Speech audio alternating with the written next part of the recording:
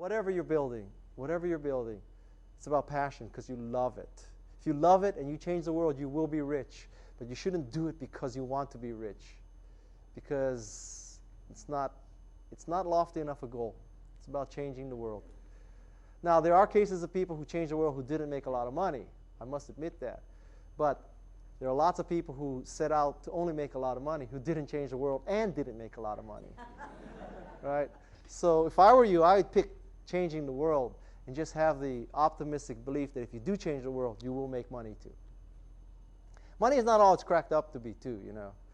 But that's a different subject. Actually, I'll tell you a little bit. So because I went to Stanford, I'm 48 years old.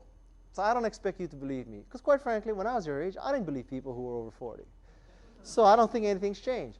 So when I was an undergraduate here, you know, doing Parents' Day or whatever they have, I used to see all these parents come, and they would drive in their Porsches and Ferraris and Mercedes.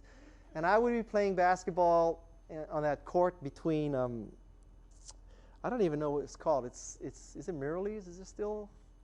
Anyway, the dorms on the other side of campus. So I'd be playing basketball there, and I'd see all these people, their parents driving in Porsches and Ferraris and Mercedes. I think, God, someday I'm going to buy a Porsche or a Ferrari or Mercedes. That's it. That is really it. I'm going to drive on this campus in a Porsche.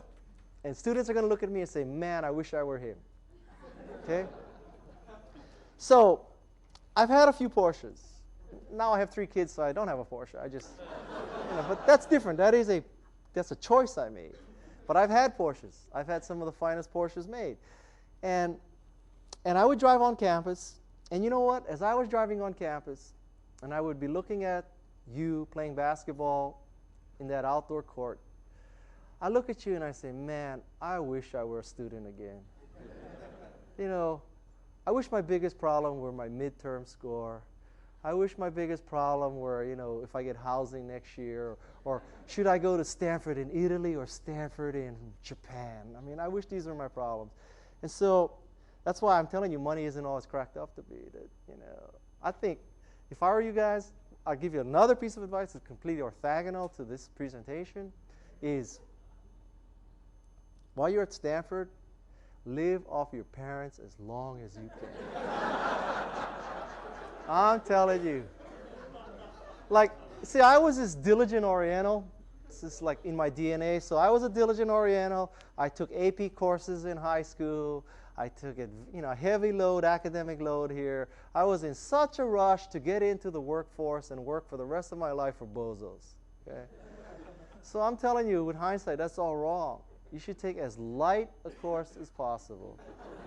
And I really regret this. You should go to these overseas campuses as much as you can. Don't be some crazy person who's taking all these engineering courses and trying to ram through because you want to get out there right away. There's plenty of time to suffer later. Okay, so.